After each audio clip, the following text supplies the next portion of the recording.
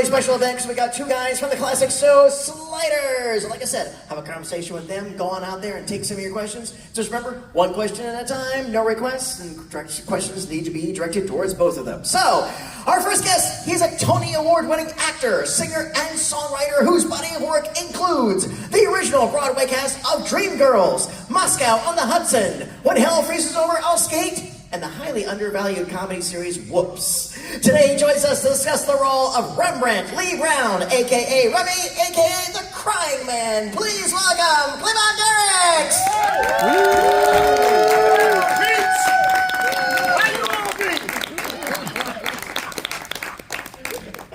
Good to be here. Absolutely, absolutely. Oh, you get the comfy, get the comfy couch there, yeah. Oh, I got my own. Yes. And next, he's an award-winning actor whose incredible body of work includes Shogun, The Living Daylights, the Indiana Jones films, and of course, the Lord of the Rings trilogy. Today, he joins us to discuss the role of Professor Maximilian P. Arturo. Please welcome Ryse Davies!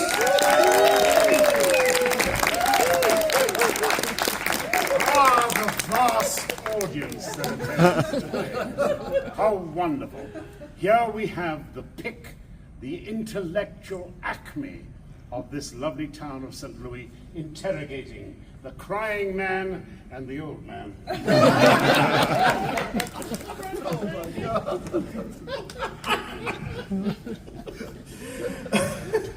Don't tell them how much fun we have, for God's sake.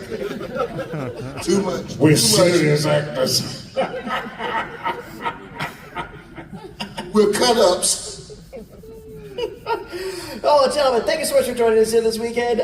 Thanks for giving us this opportunity to talk about this series, and it's just amazing that it's never really fully gone away, has it?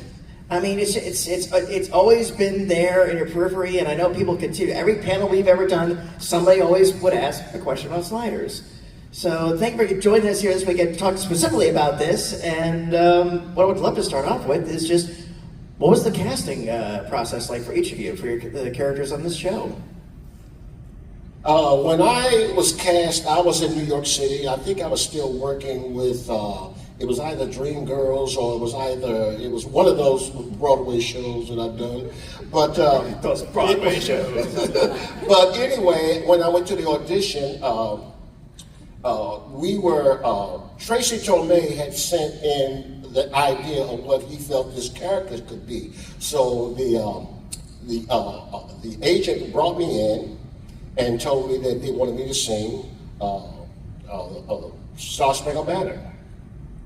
And I said, really? And they said, yeah, well, bring whatever you want to bring to it. And I said, okay. And I said, is this guy going to be funny? What is he all about? So they explained it to me a little bit. And I thought about it. And I said, okay, when I'm watching television from time to time, and I see my people singing the number, and how they butcher the hell out of it, I said, okay, let me do something with this. So I started attacking the number like a lot of my people do. And I said, well, I've done that. Within maybe an hour and a half, he was in California. Within an hour and a half, my agent called me once I had left from the audition and said, you gotta go back. And I said, and the casting director said, oh my God, he wants you. He doesn't want to see anybody else. He wants you. And I said, really? Got on? He said, this is Tracy Torme. He said, you are the epitome of what I was thinking about. I want you here in California because I want you to meet the director and everybody else that we plan to do this piece with. And that's how I got the part.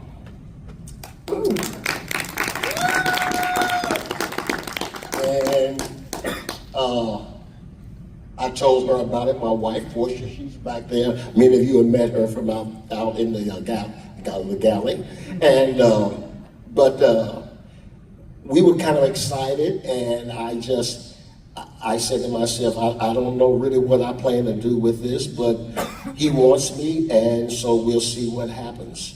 So in going into California, he started naming people that he really wanted to be part of this particular project.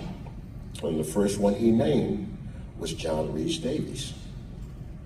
That was his second mistake. But he named, when I heard the name, I went, oh my God, this is going to be big. I said, this is really going to be big. And I knew the premise of it and what the possibilities could be about traveling from one world to another one earth to another one. It's just absolutely amazing. And so we got together. Everyone was brought in. Jerry O'Connell, of course, Sabrina Lloyd, and the magic began. And I have never forgotten it. I've always loved it. I always, once we got it up, the audience, all of you were so engrossed in it, and we loved it so much. We really wanted to take care of it, and particularly John really wanted to take care of it because he could see the value of what this show was going to be doing. And so we hoped for the best, and we were getting the best for a good while. And it was probably one of the best rides I've ever had in my life. Fun. And just for a little context for the audience, Tracy Torme, one of the co-creators of the show, also one of the early architects with Gene Roddenberry on bringing back Star Trek for Star Trek The Next Generation, the co-creator of the HBO series Carnival, if you're familiar with that. Very, very, very good writer. We just lost him not too long ago, but yes, he... Put it this way, there's a joke about Next Generation, how the scripts weren't very good. The few good episodes were the ones that his name were attached to. Yeah. Tell me, Cleavant, why are we getting together for these? I mean, apart from the laughs, The laughs. why are we doing this? Because we felt like the first couple of seasons, we felt like we were doing something that was really important and wonderful and interesting and creative and really just a wonderful piece of artwork that would run for a good while. But in the business, you change networks, you will change producers, you will change writers. The concept of what the show was supposed to stay began to change. And I think all of us felt when we began, we really were having a wonderful time. We started in Vancouver, and we really thought that this would be probably one of the best sci-fi productions ever done for television. And it could go on and on. You could have even children of the first sliders continuing. All of that was in our hopes and in our dreams because we wanted to do quality work. We had John Ryse Davies, who's done nothing but quality work. So he was kind of like, he was our guide. He was the one who looked after the show probably more than any of us did because we were young bubblegums. But he was brilliant and educated in all of what we were trying to do, and he was looking after the show as best as he possibly could. And so that's what we wanted. And we wanted that kind of leadership and that kind of guidance, and he was giving it to us. But you run across barriers, and the barriers happen. And the powers that be make their decisions about things. So when they made decisions about certain things that broke our hearts, we began to go away from it. And as I've told many of you here the last couple of days, it was devastating. It really was, because we really had strong dreams for that show. strong dreams that would take not only the generations that came along with it, but the younger generations that we all have that would get engrossed in it. Because if you look at us now, with AI and all of what's happened within the last few years since this show was on television, it's been miraculous how quickly we've evolved and development and things that we're thinking about. The younger generation is already far ahead of us in their ideas and what they're thinking about, what possibilities could be out there. So we were hoping for that Sliders would be the beginning of that and would carry on. So John was looking after the reins of it, and I respected that, and I know the others respected that. But as I said, powers that be will do what they do. Hey. Would you do it again? Yes, I would. I would do it in a heartbeat because I felt it's a job unfinished. I think there's too much that's going on, and I don't think it's as strong as what we were trying to do when we were doing it. I think there's so many stories and so many ideas that come up about parallel Earths and about visions of things that people want to see and do that I've heard from you all and others throughout my days since Sliders has no longer been on television. People come up to me and they say, what if this, what if that? And I wonder if Sliders could do this and Sliders could do that. And it amazes me of all the ideas and all that are coming in. And I go like, oh my God, yeah. What if we could have done that? And so there are so many young people even that are coming in who are new introduced to Sliders, and they're coming in and saying, what if we've seen many of you who come up to us and say, you know, I was thinking about if Sliders could do blah, blah, this and blah, blah, and I'm like, my God, man, what we could do. So yes, I would do it in a heartbeat if I had my group with me. You, Jerry. What about Jerry? Do you think he'd do it? I think now, I wasn't too sure about it before because Jerry's a busy man. He's doing quite well. But I think now he's starting to realize how much he's missed it. And he would love to do it. I really do. Well, to be honest with you, we got together with Jerry about a couple of months ago, didn't we? Yeah. Well, we've been talking about this for over a year and a half.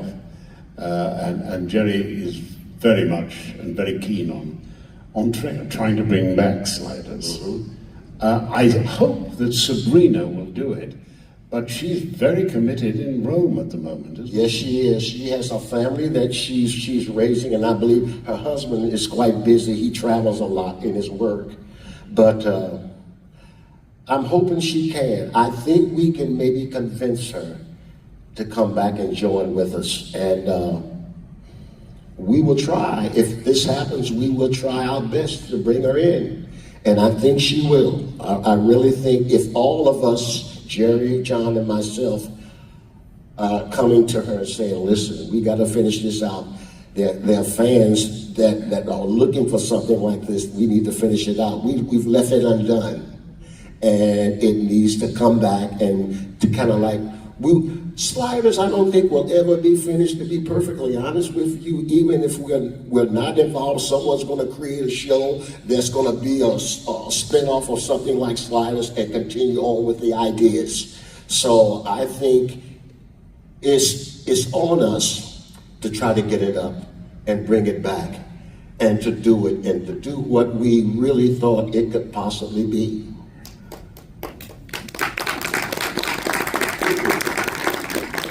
Thank you. I know there have been, I think you mentioned once there was a false, maybe not so a false start, but I think there was it got close about a decade ago, I believe. I don't know. I don't think so. Okay. Interestingly enough, there was a question as to who owned the rights to it. That's what it was. It was a question of, it was the days when contracts were typed and then contracts became sort of all stored on computers, and it sort of fell in that last little lane. And for a long time, the people were saying, "No, we've got the rights. No, and that complicated things. But I've got an idea that right now, when the studios are completely lost, Yes. they have no way of judging things. In the old days, you used to have TVQ. You know, this actor, you know, is the 57th most popular working actor in Hollywood. You know, he's done this. Or you had gross box office. This actor has been in films that are worth $6 billion. That one has got $7 billion in his production background. Now all that's gone with the streaming. I'm not wearing them today because sadly I left one of them behind in Sweden. But I have a splendid couple of pairs of Snoop Dogg shoes. I wear them out of respect to the man's financial acumen. Snoop said the other day, when I put out 500,000 CDs at $5 a head, I knew roughly what I was going to get. With streaming, I have no idea. Nobody knows. And the figures are kept very well tucked away, I should think. The studios are lost, and if we could demonstrate that there is still an audience for it, and the show could be done at a reasonable price, I've got an idea that it would certainly go a few seasons. And my vision of it was that we would all get back together.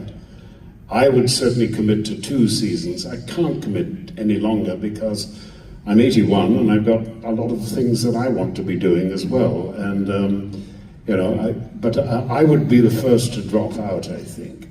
But the others would continue. And my idea was that we would pick up new talent and take them with us to other worlds and basically test them.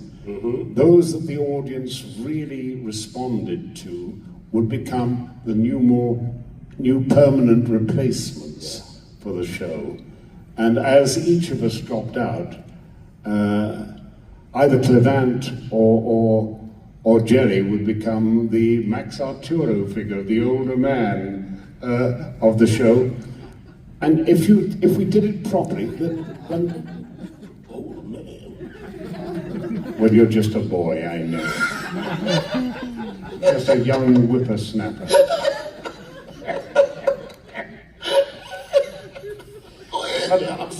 But Jerry ends up the Max Arturo of the show. Yes. And after about 8 seasons, then you've got real good, strong, loved characters that are substituting for those of us who've dropped out.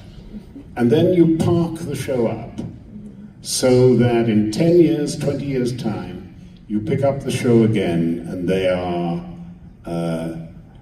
now the natural leaders of the new sliders that go on. And that's the way you should handle a good idea for a good series. You do it well. You leave it ripe and ready to be picked up for another generation.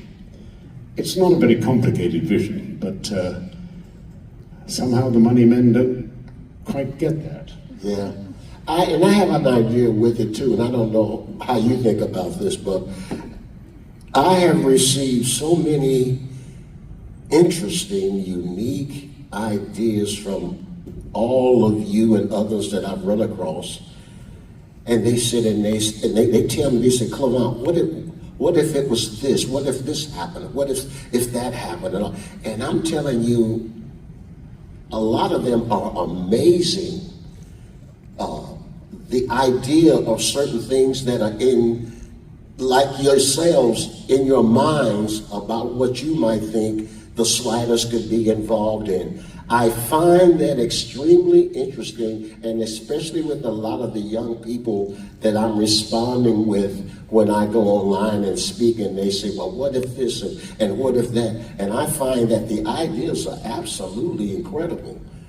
And I wonder sometimes, even as if we get an opportunity to go along with it, if it would be possible that we could even listen to some of those ideas and somehow involve that idea in something and give the credit of that, whatever that writing is, to that young person or whatever that came up with that idea. I think that would be absolutely wonderful and would help draw a lot of the young minds to a show like Sliders. I just find that it was fascinating because we've had our turn with a lot of the Hollywood writers and all that have been there before, and it was hit and miss.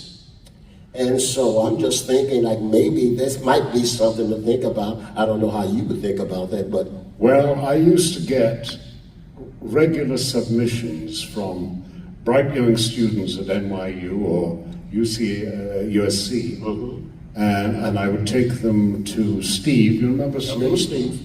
Our line producer, and say, look at this. And he'd go home and he'd come back and say, John, this is a perfect original idea. We don't need to change a word. It is perfect. But the writers will not allow anybody in. It was very much a union thing. Now, I understand that, you know, you struggle as a writer, and actually the format for writing television is one that generally takes about a year to really teach people how to do that. That's true. But not all writers have got an infinite number of ideas, and the ones that have, when they're in that union, they really don't want anybody else to come in.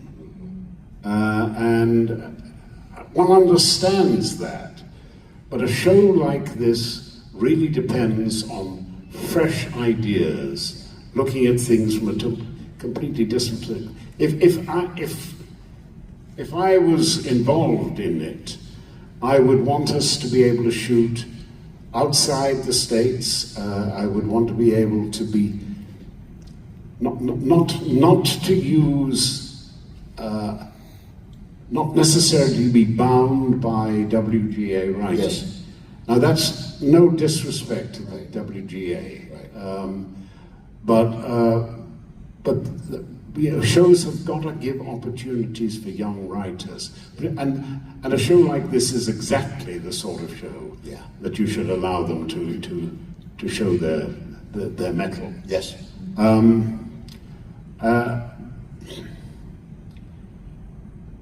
But that would be very controversial, and you know, we're entering a period where work is going to be very hard to find, and AI is going to be doing an awful lot of it anyway. But yes, it will be.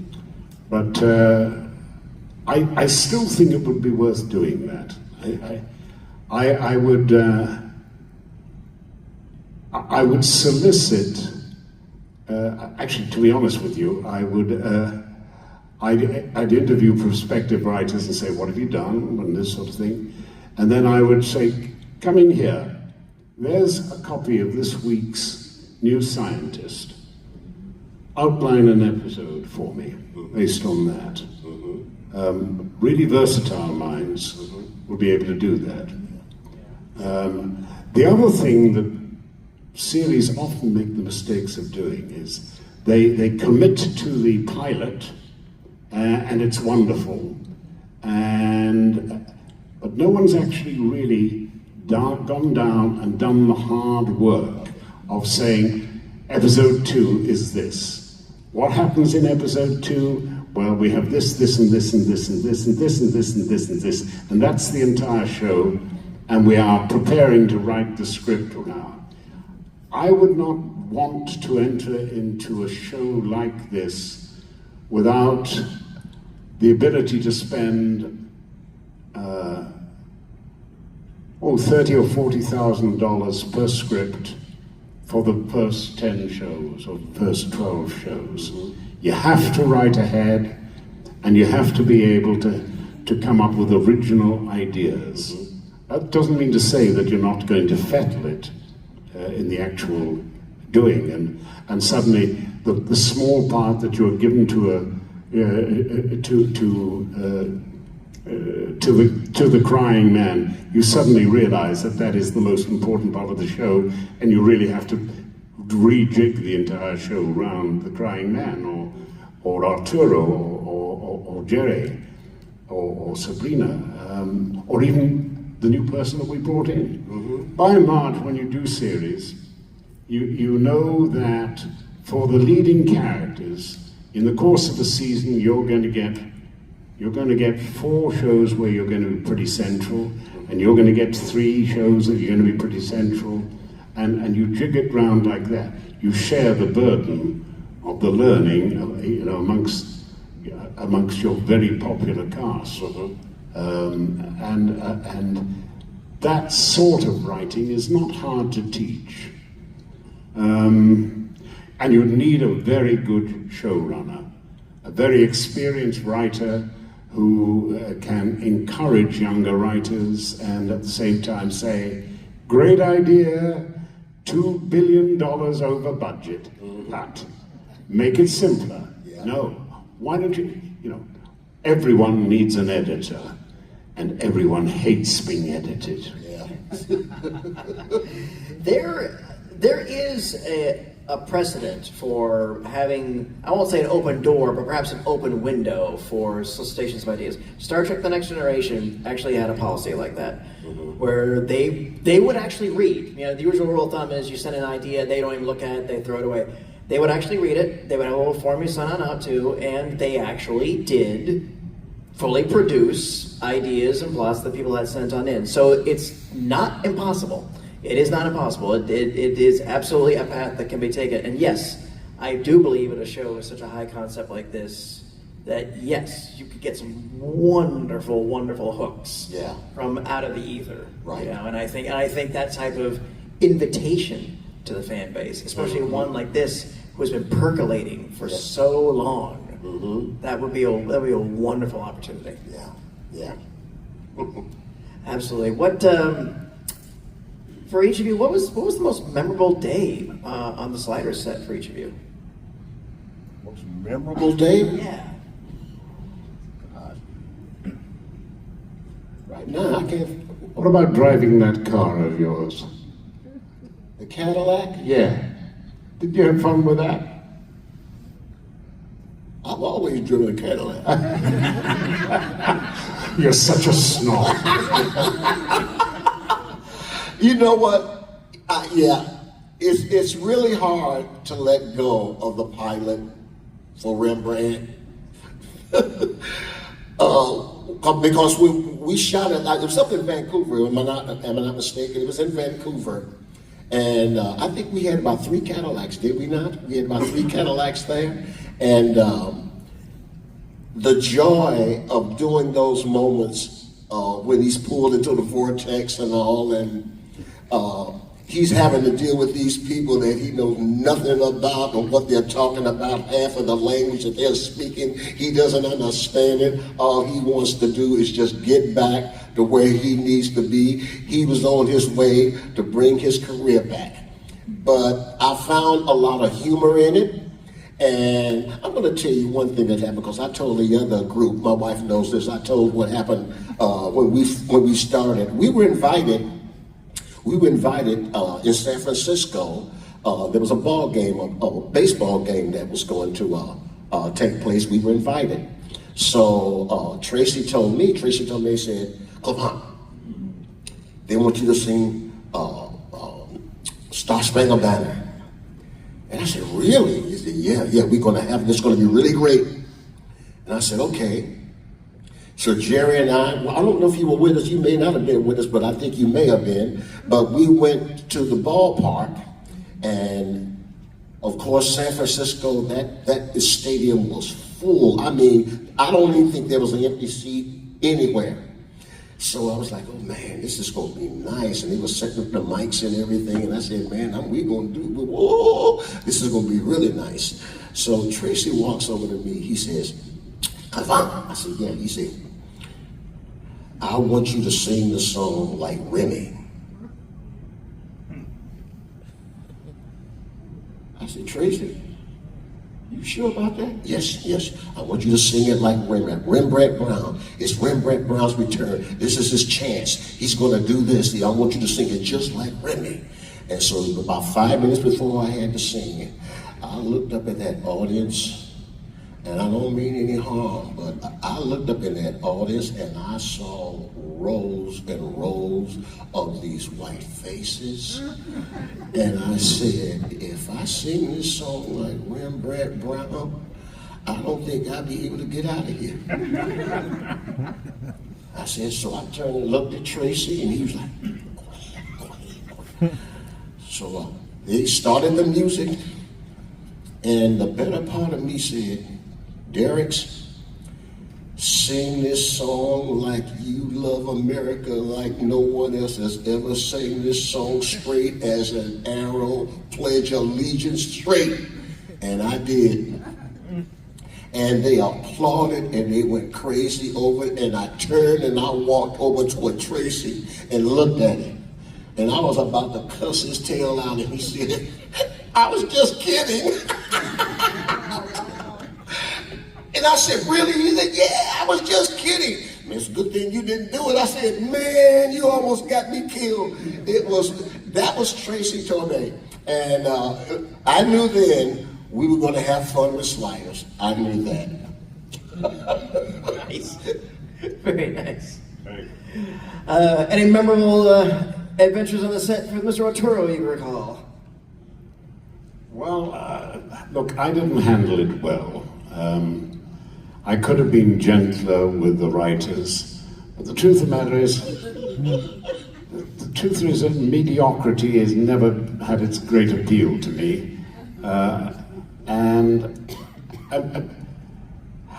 I was in Westwood, walking down Westwood, and a man ran up to me and said, excuse me, I teach physics here at UCLA, and we use every episode of Sliders to discuss the reality of the physics behind it.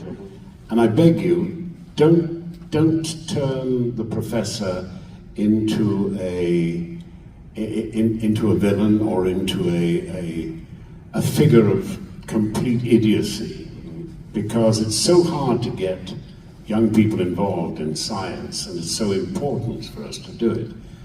And that absolutely rang a bell with me, because I have a great love and respect for science. I do a little bit of work for NASA from time to time, and well, it sounds absurd because it is absurd, but I am actually a fellow of the Royal Astronomical Society. So, we can have fun. We can tweak ideas wonderfully, but let's make sure that there's at least a grounding in science there. And when you decide to lift your show and copy Twister, for instance, and the great difference is, the only difference really is that a Twister normally starts small at the earth and gets bigger and bigger and bigger like that. Ours was bigger and getting smaller and smaller and smaller, which sort of rather defies the fact that the higher up you go, the thinner the air gets. I mean, it's just nonsense. When you have, we had a show where we're going to have 3 neutron stars entering the solar system and beaming. One of them was going to beam an X-ray at the Earth every 24 hours and was going to take all, and you go to the writer and you say, this is just nonsense. No, we checked with one of the astronomers, and he said, yes, you could have a cluster of neutron stars. And you think, yes, a cluster meaning neutron stars over, say, 100,000 light years apart or something like this. a neutron star is a collapsed star. And it's not a question of it turning, once every 24 hours or something like that. It spins something like, well, they vary, but, sometimes 40, 50 times a second. And they're blasting out, radiation when you do that. Added to which, a neutron star is immensely dense. If you brought one even near the solar system, the radiation would be a least problem, because you'd have Jupiter going off that way, and you would just, it was just, it was just nonsense in the end. And you've got a great idea, but you've got to have people who understand a bit about science, or at least who have read some science fiction. And we had writers who really had no experience of this at all. It was heartbreaking. I've always said my only rule about writing science fiction is that your only job is to not let it become science fantasy. And there we had it. Well, it wasn't even science fantasy. We suddenly had an episode where Jerry dies and is brought back to life through black magic. All right, there you are. You've taken all the risk out of the series. It doesn't matter, because if a character dies, they can come back to life. What about the Cro-Mags? I got to see the Cro-Mag script before you did. I was leaving the show, and Tracy said, "What do you think about this one?" And I wrote him a note. I said, just as when we knew there was no intelligent life in the Sliders universe, Tracy comes up with the Cro-Mag idea. It's wonderful. Of course, knowing this series, it will be flogged to death and become complete nonsense. I didn't bother to watch, I'm afraid, but it did, didn't it? It did. Gracious. Well, gentlemen, I'll go out there. We got time. I take a couple questions out there, but before I do that real quick, on behalf of myself and the whole extended Sliders fandom, thank you so very much. Well, we're not going to have some questions. What's that? Are we taking too long? No. There are keen people there. They come thousands of miles. Ferris said we could go a little longer, so I wanted you guys to say your piece and all that stuff. So, all right. Tell you what. Does anyone have some questions? I'll bring the mic, just raise your hand. Okay, hi, young lady. What's your name? Kim. What you got? So how long does it take both of you to prepare for a scene in Sliders? I mean, how much practice do you have to put into it? Well, the script comes in on Friday, and you're still finishing the last episode. You understand, we only work a 12-plus hour day, okay? And we're only going to do a 5-day week, of course. So you start Monday morning at 6 o'clock, but you go a little bit later, and you sort of finish Monday evening at, say, 7 o'clock. Then you start 7 o'clock, 12 hours later, on the Tuesday, and you run over a little bit again then, so you start to run to 8 o'clock at night. And that way, you can get all your daylight things in, and then you get your night scenes on running into the Saturday morning at 5 o'clock, 6 o'clock, 7 o'clock in the morning. So, yes, you have done your 5-day week, but you've taken a good 6 days to do it. You can't do anything that day because you're all knackered. Exactly, and don't forget to tell him, John. And then you start Monday on the next script, you see. But you don't do it in order. Yes. We may come in on that Monday, they're doing the last chapter of the script. So you, as the actor, you have to be up on pretty much everything that's in the script. They will usually give you a heads up and let you know, but you have to prepare on, okay, who am I? where am I coming from, where am I going, in order to do the last scene the first part of the week. So it happens, doing television is like that. It's not necessarily by the beginning of the script, the middle of the script, the end of the script. It's all over the place, depending on whether the director and the producers and all can start and get locations and all of the above. So you're shooting it all out of context, and then they can bring it together to make it all work.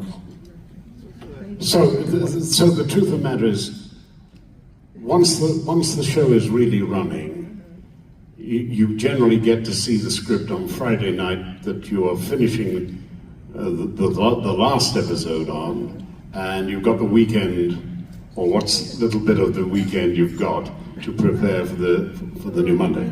It really is a machine. It's a treadmill, and so you've got to be versatile and you've got to be prepared. Very good one, thank you. Sorry, ladies. Pardon me.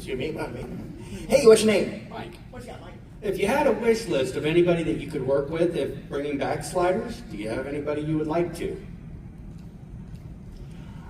We'd have every friend that we've ever worked with working on it if we could.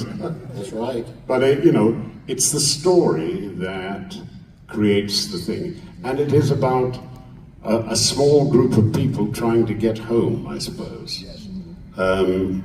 And all the different possibilities of life. There was one show that we did where there was a lottery, and if you won the lottery, you had a lot of money, and then you were put to death. Yes. And I improvise a little thing, saying, well, yes, a terrible world, but one of the ways of dealing with the problem of overpopulation. It's rational in its own way. And the writer got a $10,000 award from a population society for that consideration. Didn't share it with me. Yeah, I'll take you over here. Get my steps in. Hey, what's your name? My name's Kerry. Did you guys ever actually watch one of the episodes that was finished and say, we got that one right, we really like that? At the very beginning, pretty much, it was coming along pretty good. But what we really saw later on was that it was getting to be a little of a chore to get everybody on board to go in and do this particular show or that particular show, because there were a lot of questions.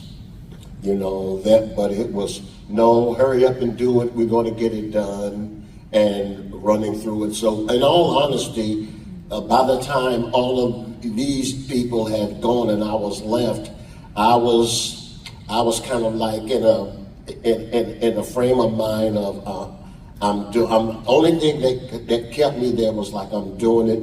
I'm going to do it for the fans. I'm thinking if I wanted to leave, I said I can't do it. I said I got fans that are still watching. Maybe they'll pick up and turn the show around.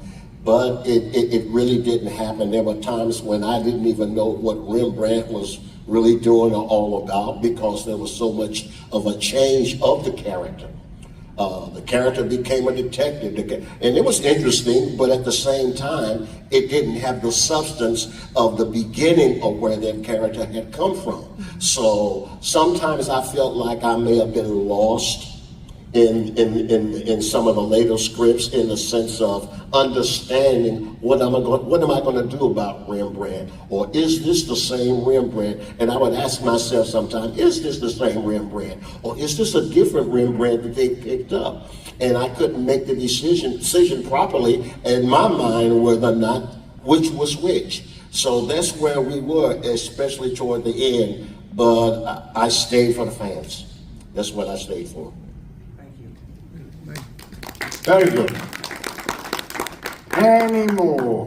Oh, there's another hand going up. We've got to look after the audience. Hey, what's your name? my name is Kalen. I have a friend named Josh who couldn't be here today, but he's a huge Sliders fan, so I asked him if he had any questions. So I'm just going to read what he sent me. He's a real Slider maniac. Okay. In the episode Post-Traumatic Slide Syndrome, which Maximilian Arturo was left behind? Was it Prime Max or evil Fake Max? Well, if it was the wrong one, he would certainly tell you a lie. The right one would certainly tell you the truth. How would you distinguish the lie from the truth? It's an old philosophical question. But you would need both of them there, I believe. So if one guy was just like this and he said this, and I said, yeah. I forgot the exact answer to that riddle, but I do know there's a way to get around it. One tells the truth, one tells a lie. But tell your friend, though, that, sorry you couldn't join us this weekend, but glad you asked that for him. Thank you. Oh, yes, of course. Hi, what's your name? Uh-oh. Portia Derricks. Uh-oh. You know, I think that woman rather likes you. Oh, I hope she does. How many years now? Ooh, 40 years now. I was thinking all of the girls, all of the wickets, all of everything. Yeah, as he talks about his Broadway credits, I've been with him the whole time. Yes. Yeah. All right. So my question for you is, what are you guys doing to bring Sliders back? Well, that's a good question. There is actually a petition online saying "Bring back Sliders," and the real question that I was asking you earlier on, why are we here? The truth of the matter is, we're here to just try and promote that idea that perhaps we could bring Sliders back, and if there's enough of an audience response, then perhaps. In absence of any other really good ideas that the studios clearly don't seem to have at the moment, perhaps it might make sense to bring Sliders back and see whether the new technology and the new ideas can make a successful show again. And I am constantly asked, no matter what I do, whether it's stage, television, or whatever, I am constantly asked that question. And when I'm approached with it, they usually have their children with them. And they say, I grew up on Sliders. When are you guys going to bring that back? I would love for my kids to see a show like that. When are you going to bring it back? And it's no matter what I'm doing. Yeah, you're good at that. I love that. When are you going to bring Sliders back? And I get that, honestly. I get that. And I tell my wife about it all the time. People are constantly asking me, when are we going to try to bring that show back? And all I can tell them is that John is working on it.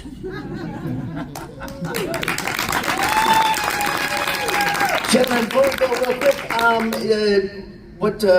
any upcoming projects on your dockets that you're allowed to share with us? Anything going on? The thing with actors is that you really don't know sometimes. I've got auditions out there. We'll see what happens. I'm constantly going on auditions. I'm still there in California. We'll see what happens. So, television, theater, a lot of it right now is it's a lot of that going on. We're being affected like everyone else is being affected in the country right now. And if you would ever come into LA and drive by the studios today, there was a time you'd go by there and there would be just a bustling trucks, cars, everybody going to the gates, security guards out there waiting for you to check you out. You could look all the way down the street in the studio and you see cars and people all over the place in the studios. You don't see that now. You go past now and it looks dark. You don't even know if there's a security guard in the booth because entertainment in the country has become more global. They shoot more in other countries now than they do here. California, you don't get much of that anymore. You get some. I know Georgia is doing pretty good with a studio that's down there, and I think Florida might be doing pretty good with their studio. Even Broadway is affected. Texas has got several new studios. Yeah, they're coming up big in Texas. Yeah, absolutely. Yeah. We're praying that in America, that America comes back. The entertainment industry in America comes back. And we're going to see what happens, and I think it will. America's not going to die in any way. We are a wonderful group of people. We're in a blessed nation, and we will overcome. And many of you have come to me and saying, well, I'm in between jobs right now, whatever. Hang in there. Hang in there, because it's going to turn around. We've been through this before, and it's going to turn around. And things will be great again. And that's what I've always believed. Your country is nice too. My country is in a more profound mess than that. But I think there will still be a need for entertainment. Yes, it will. And Escape. AI is going to change all our lives. Yes, it is. Every one of us in this room sees how AI can help them.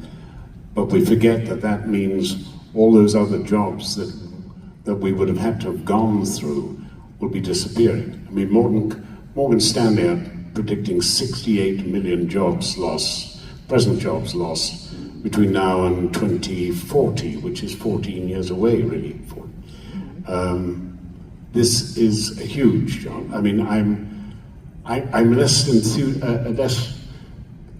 optimistic than my colleague here. I think we're going to have the Industrial Revolution in not over 100 years, but in something like 100, maybe 18 months, 50 to 18 months. But that's a different proposition. We need ideas. We need to encourage creativity, and we need to entertain. There is that wonderful maxim that every actor, every writer should have over their beds, so that when they wake up in the morning, they see it on the wall. The drama's laws, the drama's patrons give, and they who live to please must please to live. Absolutely, it's about the audience, and taking care of what the audience wants and needs is the primary job of an actor or a writer or a producer. And that's the way it should be. And in service to this audience, would you like to take a picture with all of them?